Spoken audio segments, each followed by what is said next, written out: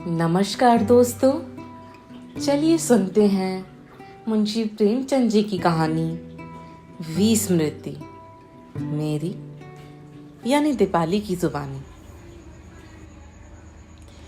चित्रकूट के सन्निकट धनगढ़ नामक एक गांव है। कुछ दिन हुए वहां शान सिंह और गुमान सिंह दो भाई रहते थे। ये जाति के ठाकुर यानी क्षत्रिय थे। युद्ध स्थल में वीरता के कारण उनके पूर्वजों को भूमि का एक भाग मुआफी प्राप्त हुआ था। खेती करते थे, भैंसे पाल रखी थी, घी बेचते थे, मट्ठा खाते थे और प्रसन्नता पूर्वक समय व्यतीत करते थे। उनकी एक बहन थी जिसका नाम था दूजी। यथा नाम तथा गुण, दोनों भाई परिश्रमी और अत्यंत साहसी थे। बहन अत्यंत कोमल सुकुमारी, सिर पर घड़ा रखकर चलती तो उसकी कमर बल खाती थी। किंतु तीनों अभी तक कुंवारे थे। प्रकटतः उन्हें विवाह की चिंता न थी। बड़े भाई शान सिंह सोचते, छोटे भाई के रहते हुए अब मैं अपना विवाह कैसे करूं। छोटे भाई गुमान सिंह लज्जावश अपनी अभिलाषा प्रकट न करते थे कि बड़े भाई से पहले मैं अपना ब्याह कर लूं। वे लोगों से कहा करते थे, भाई हम बड़े आनंद में हैं, आनंदपूर्ण भोजन कर मीठी नींद सोते हैं, कौन यह झंझट सर पे ले। किंतु लग्न के दिनों में कोई नाई या ब्राह्मण गांव में वर ढूंढने आ जाता तो उसकी सेवा सत्कार में यह कोई बात उठा न रखते थे। पुराने चावल निकाले जाते, पालतू बकरे देवी को भेंट होते और दूध की तो नदियां बहने लगती थी। यहाँ तक कि कभी कभी उसका भातृ स्नेह प्रतिद्वंदिता और द्वेष भाव के रूप में परिणत हो जाता था। इन दिनों में इनकी उदारता उमंग पर आ जाती थी और इसमें लाभ उठाने वालों की भी कमी न थी। कितने ही नाई और ब्राह्मण ब्याह के असत्य समाचार लेकर उनके यहाँ आते और 2-4 दिन पूरी कचौड़ी खाकर कुछ विदाई लेकर वरक्षा फलदान भेजने का वादा करके अपने घर की राह लेते। किंतु दूसरे लगन तक वह अपना दर्शन तक न देते थे। किसी न किसी कारण भाइयों का यह परिश्रम निष्फल हो जाता था। अब कुछ आशा थी तो दूजी से भाइयों ने यह निश्चय कर लिया था कि इसका विवाह वहीं पर किया जाए जहां से एक बहू प्राप्त हो सके। इसी बीच में गांव का बूढ़ा कारिंदा परलोक सिधारा। उसकी जगह पर एक नवयुवक ललन सिंह नियुक्त हुआ, जो अंग्रेजी की शिक्षा पाया हुआ शौकीन, रंगीन और रसीला आदमी था। 2-4 दिनों में उसने पनघटों, तालाबों और झरोकों की देखभाल भली भांति कर ली थी। अंत में उसकी रस भरी दृष्टि दूजी पर पड़ी। उसकी सुकुमारता और रूप लावण्य पर मुग्ध हो गया। भाइयों से प्रेम और परस्पर मेल जोल पैदा किया। कुछ विवाह संबंधी बात छेड़ दी। यहाँ तक कि हुक्का पानी भी साथ साथ होने लगा। साया प्रातः उनके घर पर आया करता। भाइयों ने भी उसके आदर सम्मान की सामग्री जमा की। पान दान मोल लाए, कालीन खरीदी। वह दरवाजे पर आता तो दूजी तुरंत पान के बीड़े बनाकर भेजती। बड़े भाई कालीन बिछा देते और छोटे भाई तश्तरी में मिठाइयां रख लाते। एक दिन श्रीमान ने कहा, भैया शान सिंह, ईश्वर की कृपा हुई तो आपकी लगन में भाभी जी आ जाएंगी। मैंने सब बातें ठीक कर ली हैं। शान सिंह की बाछें खिल गई। अनुग्रहपूर्ण दृष्टि से देखकर कहा, मैं इस अवस्था में क्या करूंगा। हाँ, गुमान सिंह की बातचीत कहीं ठीक हो जाती तो पाप कट जाता। गुमान सिंह ने ताड़ का पंखा उठा रखा था। झेलते हुए बोले, वाह भैया, कैसी बात कहते हो। ललन सिंह ने अकड़कर शान सिंह की ओर देखते हुए कहा, भाई साहब क्या कहते हो। आपकी लगन में दोनों भाभियां क्षमा छम करती हुई घर में आवे तो बात। मैं ऐसा कच्चा मामला नहीं रखता। तुम तो अभी से बुढ़ों की भांति बात करने लगे। तुम्हारी अवस्था यद्यपि 50 से भी अधिक हो गई, पर देखने में 40 वर्ष से भी कम मालूम होती है। अब दोनों विवाह होंगे बीच खेत होंगे। यह तो बताओ, वस्त्रभूषण का समुचित प्रबंध है ना? शान सिंह ने उनके जूतों को सीधा करते हुए कहा। भाई साहब, आपकी यदि ऐसी कृपा दृष्टि है तो सब कुछ हो जाएगा। आखिर इतने दिन कमा कमा कर क्या किया है? गुमान सिंह घर में गए, हुक्का ताजा किया, तंबाकू में 2-3 बूंद इत्र की डाले, चिलम भरी, दूजी से कहा कि शरबत घोल दे और हुक्का लाकर ललन सिंह के सामने रख दिया। ललन सिंह ने 2-4 दम लगाए और बोले, नाई 2-4 दिन में आने वाला है। ऐसा घर चुना है कि चित्त प्रसन्न हो जाए। एक विधवा है, 2 कन्याएं, एक से एक सुंदर। विधवा 2-1 वर्ष में संसार को त्याग देगी और तुम एक संपूर्ण गांव में 2 आने के हिस्सेदार बन जाओगे। गांव वाले जो अभी हंसी करते हैं, पीछे पीछे जल जल मरेंगे। हाँ, भय इतना ही है कि कोई बुढ़िया के कान ना भर दे कि सारा बना बनाया खेल बिगड़ जाए। शान सिंह के चेहरे पर हवाइयां उड़ने लगी। गुमान सिंह की भी मुख कांति मलिन हो गई। कुछ देर बाद शान सिंह बोले, अब तो आप ही की आशा है, आपकी जैसी राय हो किया जाए। जब कोई पुरुष हमारे साथ अकारण मित्रता का व्यवहार करने लगे तो हमको सोचना चाहिए कि इसमें उसका कोई स्वार्थ तो नहीं छिपा है। यदि हम अपने सीधेपन से इस भ्रम में पड़ जाएं कि कोई मनुष्य हमको केवल अनुग्रहित करने के लिए हमारी सहायता करने पर तत्पर है, तो हमें धोखा खाना पड़ेगा। किंतु अपने स्वार्थ की धुन में ये मोटी मोटी बातें भी हमारी निगाहों से छिप जाती हैं और छल अपने रंगे हुए भेष में आकर हमको सर्वदा के लिए परस्पर व्यवहार का उपदेश देता है। शान सिंह और गुमान सिंह ने विचार से कुछ भी काम न लिया और ललन सिंह के फंदे नित्य प्रति गाढ़े होते गए। मित्रता ने यहाँ तक पांव पसारे कि भाइयों की अनुपस्थिति में भी वह बेधड़क घर में घुस जाते और आंगन में खड़े होकर छोटी बहन से पान हुक्का मांगते। दूजी उन्हें देखते ही अति प्रसन्नता से पान बनाती, फिर आंखें मिलती, एक प्रेमाकांक्षा से बेचैन, दूसरी लज्जावश सुकुची हुई, फिर मुस्कुराहट की झलक होठों पर आती, चितवनों की शीतलता कलियों को खिला देती, हृदय नेत्रों द्वारा बातें कर लेते। इस प्रकार प्रेम लिप्सा बढ़ती गई। उस नेत्र लिंगन में जो मनोभावों का बाह्य रूप था, उद्विग्नता और विकलता की दशा उत्पन्न हुई। वह दूजी जिसे कभी मनिहारे और पिसाती की रुचिकर ध्वनि भी चौखट से बाहर ना निकाल सकती थी, अब एक प्रेम विहलता की दशा में प्रतीक्षा की मूर्ति बनी हुई घंटों दरवाजे पर खड़ी रहती। उन दोहों और गीतों में जिन्हें वह कभी विनोदार्थ गाया करती थी, अब उसे विशेष अनुराग और विरह वेदना का अनुभव होता। तात्पर्य यह है कि प्रेम का रंग गाढ़ा हो गया। शनैः शनैः गांव में चर्चा होने लग गई। घास और कास स्वयं उगते हैं, उखाड़ने से भी नहीं जाते। अच्छे पौधे बड़ी देखरेख से उगते हैं। इस प्रकार बुरे समाचार स्वयं फैलते हैं, छिपाने से भी नहीं छिपते। पनघटों और तालाबों के किनारे इस विषय पर कानाफूसी होने लगी। गांव की बनियाइन जो अपनी तराजू पर हृदयों को तोलती थी और ग्वालिन जो जल में प्रेम का रंग देकर दूध का दाम लेती थी, और तंबेलिन जो पान के बीड़ों से दिलों पर रंग जमाती थी, बैठकर दूजी की लोलुपता और निर्लजता का राग लापने लगी। बेचारी दूजी को घर से निकलना दुर्लभ हो गया। सखी सहेलियां और बड़ी बूढ़ियां सभी उसको ताने मारती।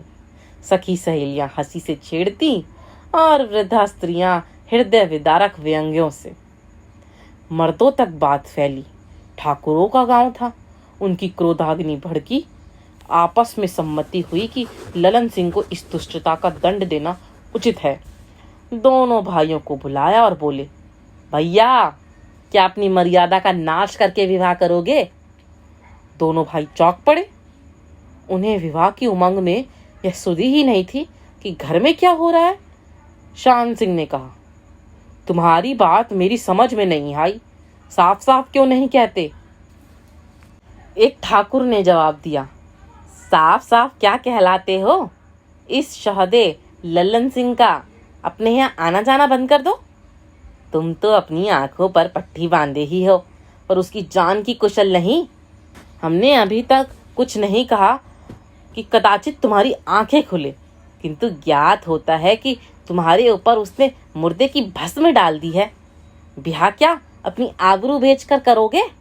तुम लोग खेत में रहते हो और हम लोग अपनी आंखों से देखते हैं कि वह शोधा अपनी बनाव संवार किए आता है तो तुम्हारे घर में घंटों घुसा रहता है। तुम उसे अपना भाई समझते हो तो समझा करो, हम तो ऐसे भाई का गला काट ले जो विश्वासघात करे। भाइयों के नेत्रपट खुले। दूजी के ज्वर के संबंध में जो ज्वर का संदेह था वह प्रेम का ज्वर निकला। रुधिर में उबाल आया, नेत्रों में चिंगारियां उड़ी, तेवर बदले। दोनों भाइयों ने एक दूसरे की ओर क्रोधमय दृष्टि से देखा। मनोगत भाव जिह्वा तक ना आ सके। अपने घर आए, किंतु दर पर पांव रखा ही था कि ललन सिंह से मुठभेड़ हो गई। ललन सिंह ने हंसकर कहा, वाह भैया वाह, हम तुम्हारी खोज में बार बार आते हैं, किंतु तुम्हारे दर्शन तक नहीं मिलते। मैंने समझा आखिर रात्रि में तो कुछ काम ना होगा, किंतु देखता हूँ आपको इस समय भी छुट्टी नहीं है। शान सिंह ने हृदय के भीतर क्रोधाग्नि को दबा कर कहा, हाँ, इस समय वास्तव में छुट्टी नहीं है।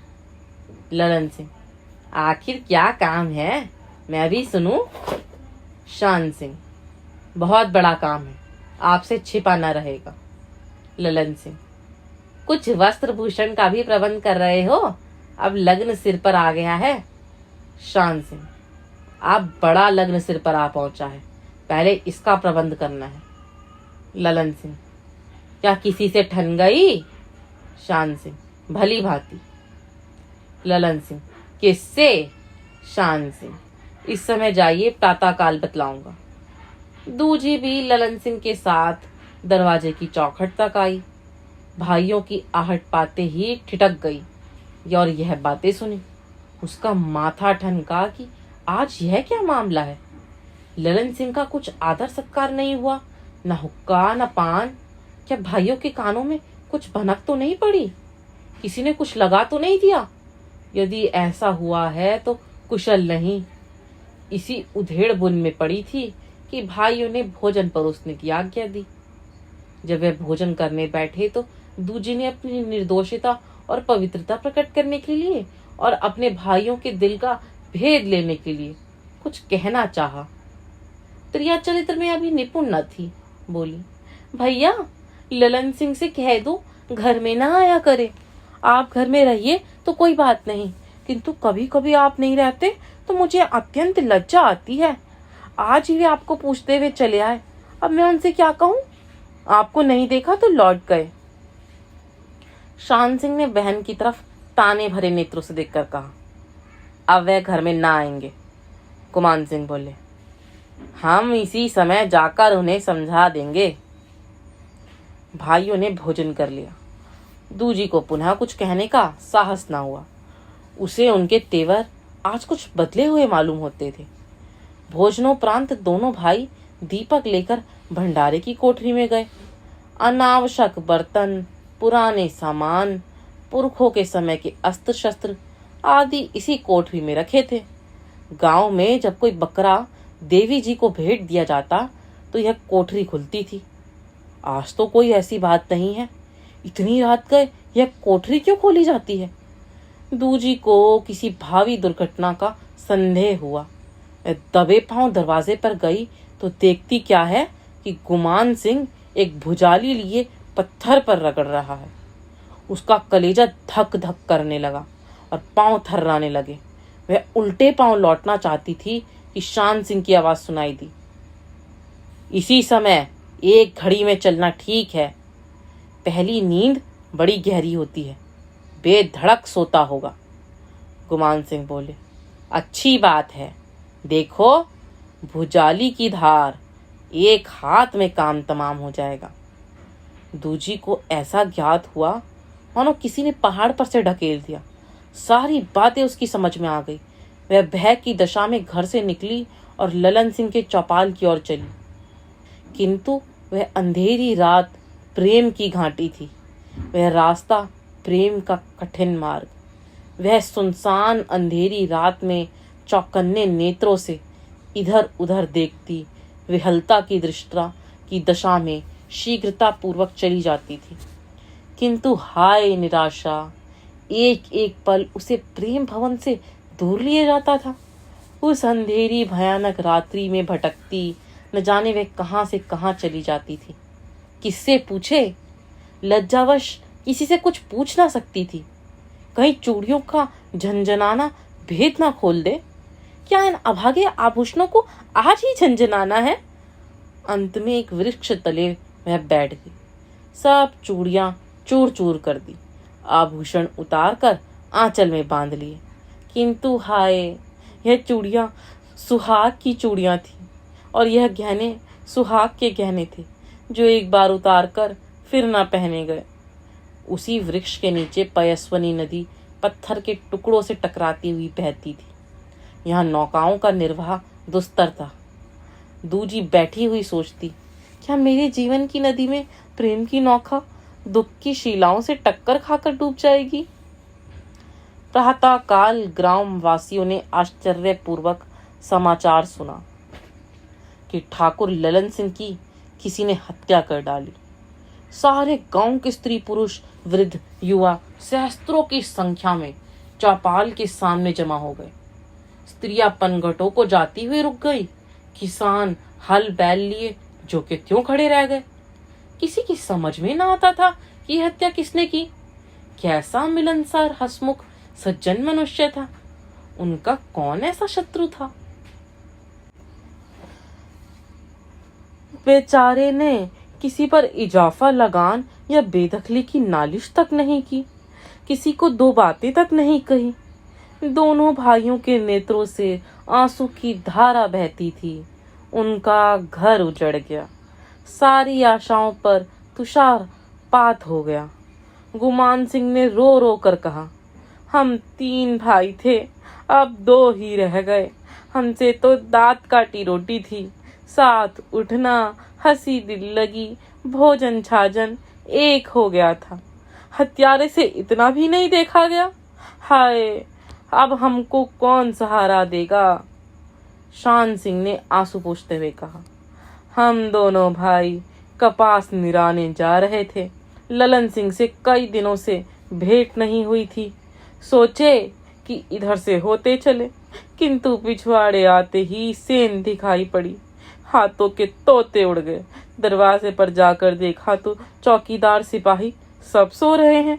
उन्हें जगाकर ललन सिंह के किवाड़ खटखटाने लगे, परंतु बहुत बल करने पर भी किवाड़ अंदर से ना खुले तो सेंध के रास्ते से झांका।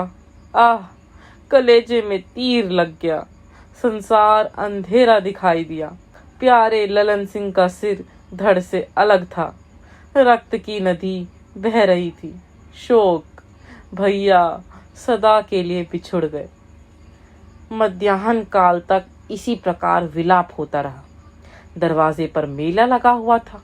दूर दूर से लोग इस दुर्घटना का समाचार पाकर इकट्ठे होते जाते थे। संध्या होते होते इलाके की दारोगा साहब भी चौकीदार और सिपाहियों का एक झुंड लिए आ पहुंचे। कढ़ाई चढ़ गई, पूड़ियां छनने लगी। दारोगा जी ने जांच करनी शुरू की।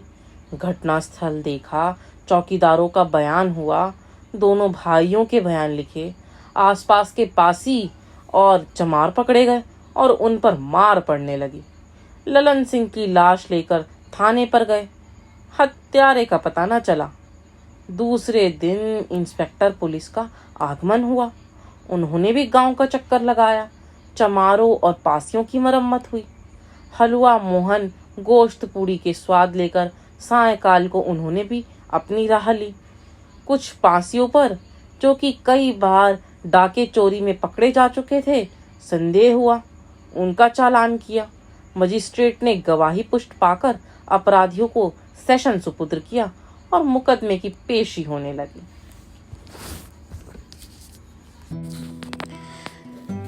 दोस्तों, कहानी में आगे क्या होगा?